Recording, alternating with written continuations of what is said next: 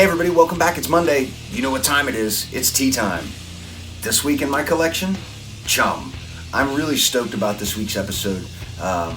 This past weekend, I just got to see CHUM for the first time since probably like 1996. These guys are friends of mine. They're from the southern West Virginia area, around Charleston, Huntington. And I used to play shows with these guys when I was in a band called Break Theory back in the very early 90s, about 93, 94-ish. And these guys got back together and they are doing their thing. I got a couple of shirts in my collection, so let's show them off and then get into some more info about CHUM because these guys are phenomenal. This first one that I have is actually my wife's. The one I used to have disappeared years ago before I started thinking about saving all of my t-shirts. But I pulled this one out. This is my wife's simple CHUM logo on the front, and then on the back of it, just a crazy design that they have on here. This one's kind of neat. It's got, on the bottom, it's got the name CHUM in the Wingdings font from way back in the day. I remember looking at it with like the thumbs up and the hand down, and I was always trying to figure out what kind of meaning. Is it like heaven, hell, Jesus, and then like death with the bomb? I don't know. And then John, their singer, told me that it was just the Wingdings font, and that's what spelled CHUM. So I thought that was funny. I was trying to find a weird meaning in it, and there was none. And yes, I was the guy at the show that wore that shirt when I saw them this weekend. Now they're back to playing some shows here and there. They're celebrating the 20-something anniversary of their first full-length album on Century Media Records that they just put out on the vinyl and available for the first time. I picked this up. If you don't have this record, you need to have this record. So much good stuff on it. Aside from that record, I also picked up the shirt at the show, which is just CHUM with the Dead to the World logo on the front of it. Simple, easy logos. That's the way they've always been. Along with the shirt, I got a couple of CHUM stickers, same kind of logo. But John also surprised me last night because I still have a couple of CHUM stickers from way back in the 90s on a couple things around the house, but they had a reprint of their original Robin's Egg Blue stickers, and John came and gave me one of these down at the bar, and I was so giddy. I just love these guys. They're so much fun back then, and they definitely held up now. Their sound, they've got a different drummer. Unfortunately, Chuck Nichols, their old drummer, he passed away within the last year. He went on to play drums for Carmody for a while after CHUM had released the Dead to the World record. Then Chuck left and went to play with Carmody. I ran into John a few years ago playing some solo stuff up at Pleasant Street, which was a big surprise for me to get to see him again. And he gave me a couple of his solo records that he did. The sound was very similar to what he was doing in CHUM back in the day, so it made me really happy that he was still kind of doing the same kind of stuff. And also Mac Walker, their guitar player, he was also in John's solo band, so I thought that was really cool to see. Their bass player, Chris Tackett, he's done a couple of things over the years. He was in like a rockabilly band called the Heptanes.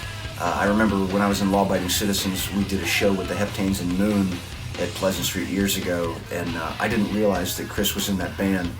They were all wearing like these Colonel Sanders Western neckties, and they had the suits on, so they had the whole rockabilly gimmick going. And I remember somebody kept calling me by my name, and I'm like, why does this bass player know my name? And somebody told me, they're like, dude, that's Chris from CHUM. And I was like, had no idea. And much like when I saw Chris again this weekend, I was talking to Mac and asked him where everybody was at, and I said, is Chris here? And he pointed, and Chris was sitting on the couch next to him.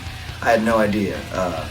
Chris has changed his appearance again over the years. He looks great, and I would not have known that was Chris sitting there had Mac not told me. So he is truly a chameleon. Dead to the World was the only full-length album they released, but I do still have from back in the day when I first saw them, when we played with them when I was in Break Theory. I still have this little cassette they put out called Post Bliss Theory. There's about 6 tracks on here, and unless you were there back in the day or you found it somewhere online, this was an incredible debut, and I remember getting this, and I still listen to this. I found a digital copy to put on my iPod so I don't ruin my cassette, but this cassette is awesome. I also still have their second cassette that they put out, for the God-Given cassette. A lot of the songs on this went on to the Dead to the World record, and I think there's maybe at least one I know that didn't go on there, which is Slug. And they played that at the show this weekend, and I was super stoked by that. I was like, oh, they're hitting a deep cut, and I knew the song very well. I even went up to the stage afterward, and I grabbed Mac's set list that he had in front of his pedal board. They only played about 7 songs, but that was an incredible length of a set. That was at least a half hour, 40 minutes or so. I don't know. They could have played all night for all I cared. They started the set with God Given, and they ended with their cover of Darlin' Nikki by Prince, which, in my eyes, is way better than Prince's version. I know people can attack me for that all they want. I don't care. The breakdown and Chuck's drums on the breakdown in that song are incredible. John's vocals are just insanely mind-blowing. He hits it, everything right. Their new drummer that they had playing, he filled Chuck's shoes very nicely, and I went and told him that after the show. I was very impressed at how well he sat in, and it was like he had been with the band all these years, and for not playing in a couple decades plus, these guys were tight. They did not miss a beat at all, and I'm so glad they're back, and I hope they keep playing more. That's what I've got on CHUM. I love these guys. I've loved them since then. I still love them now. I was as giddy as a 20-some-year-old kid, again, just by watching them play last night. So check them out. I'll put links to whatever socials they have so you can go and find them. Their music's on Spotify, they're on YouTube, they're on all that stuff. Links will be in the description. If you remember what metal sounded like in the 90s, that real heavy, dirgy, before Doom became a thing, check out CHUM. You will like these guys. John's vocals are incredible. The guitars are heavy as hell. The drumming is just insane. Give them a look, give them a listen. That's all I've got on them. So I'll catch you guys next Monday with another one. Until then, take it easy.